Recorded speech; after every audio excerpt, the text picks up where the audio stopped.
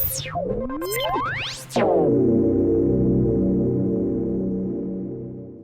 hello, good morning, good evening, good afternoon, hello, hi there, wherever you are, and whenever it is. My name is Paul, I'm the brains, God help me, behind Knickknack's Daily Teaser. I also do movie reviews when I get a chance to see one. I also talk about TV series I'm watching or looking at. I should point out at this stage, talking of TV, first things first, at some point I'm going to be watching and reviewing Evil of the Daleks. Keep your eyes peeled and hit the subscribe button and the notification bell, because of course that means you'll find out as soon as my video reviews hit YouTube.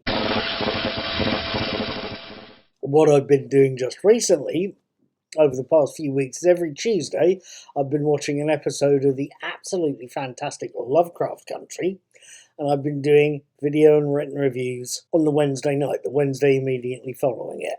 This video is going live on the 29th of September UK time, and it means that I've seen episode 4 of the series. I've seen episode 4, A History of Violence. Episode 4, A History of Violence, opens with the now traditional recap of earlier episodes, and then it shifts to show us Montrose, played by the late Michael K. Williams, in an alcoholic frenzy, burning his stolen copy of the Bylaws of the Order of the Ancient Dawn. Post-titles, we see Christina Braithwaite, played by Abby Lee, heading for the Winthrop house owned by Letty, Shirley Smollett, intent on barging in, only to find Letty has made sure the house is protected. Christina still manages to get her point across, though. She's after the previous owner's orrery, and she's after the remaining pages of the Book of Adam.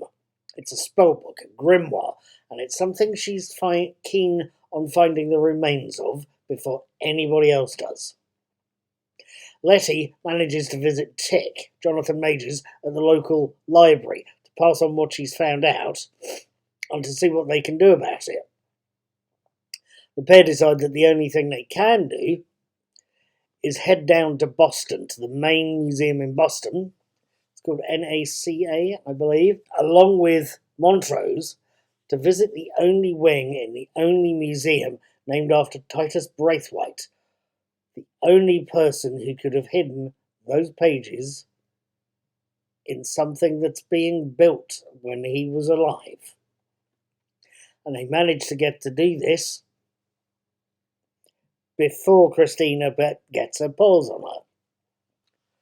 The fact Christina is fighting rival factions of the Order of the Ancient Dawn, the fact her former lover William, Jordan Patrick Smith, has seduced Ruby, Wumni Mosaku, and the fact that an ancient Arawak Indian with quite an impressive figure is almost incidental.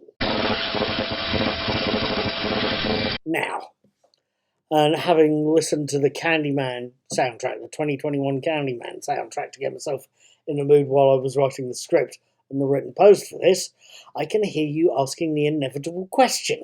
I really can. Paul, I can hear you ask.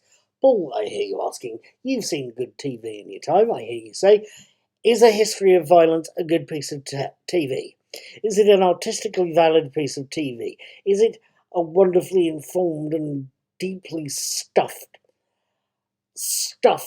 episode of Lovecraft Country? Is it wonderful? Is it a good episode? Is it, I hear you ask, a blooming good episode? No, it's not. It's not a good episode. It's bloody fantastic. It really is absolutely great. Let's face it, the storyline, the central basic storyline of Letty, Montrose and Tick in a race against time to find a MacGuffin and solving clues and facing dangerous threats along the way. It's possibly as old as time itself. You can look at High Noon, at War Games, at quite possibly the major parallel, I think, in this case, is possibly Raiders of the Lost Ark, the original Raiders of the Lost Ark film. That's possibly the best comparison I can offer you. Saying that, it's as old as time itself, and given the series title and the vintage Bentley Abby Lee's character's riding around in, It actually also reminded me of some of the very well executed games and scenarios for Call of Cthulhu, the role playing game that I'd seen, or at least certainly of the scenarios.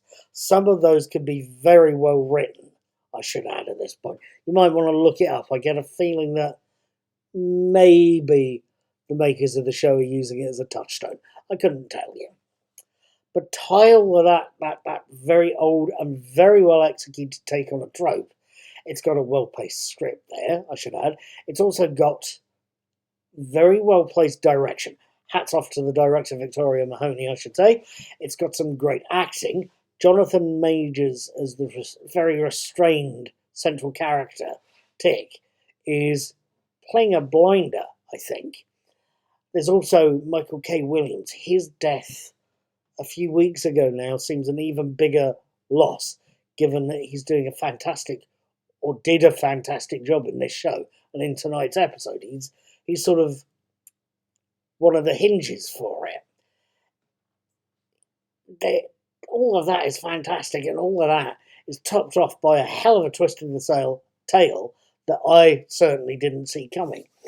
I hope I'm sounding enthusiastically burbly about this particular episode, because quite frankly, it's a very good bit of TV. It's not necessarily as good as The Body, the episode of Buffy the Vampire Slayer, but no other TV episode is going to be that good. But this is absolutely a fantastic episode. If you're not watching the rest of the series, check out A History of Violence, because it is very, very, very good indeed. Quite frankly, I'm going to be back next Wednesday on YouTube and on Knickknacks Old Peculiar with my review of episode 5. I'd hope you'd care to join me. I'd hope you'd care to read or watch both. And I'll see you then. Have a good week.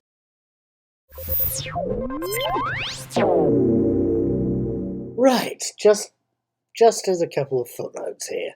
I mentioned how Montrose burns the book about the Order of the Ancient Dawn.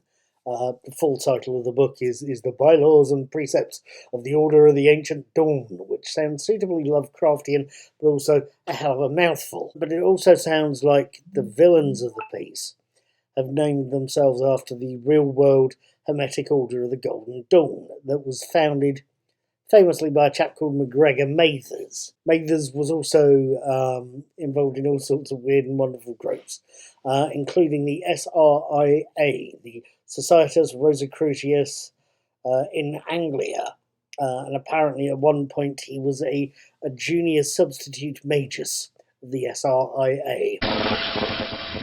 What was supposed to have happened if the real junior magus turned up, I don't know. As a final point, I've also mentioned how Letty has had her house, the Winthrop house, magically protected so that Christina couldn't get in.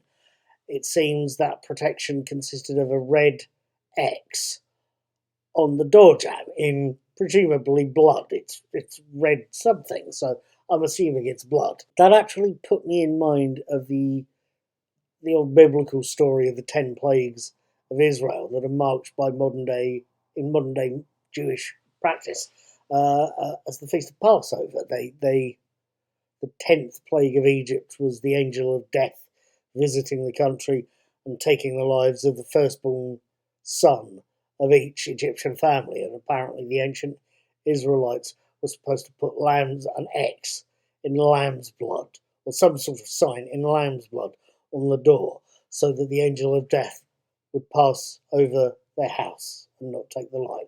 That's what it put me in mind of, practically the minute I saw it. Whether that's where they got the idea, I don't know, but I'll let you leave me a comment and let me know. Have a good day.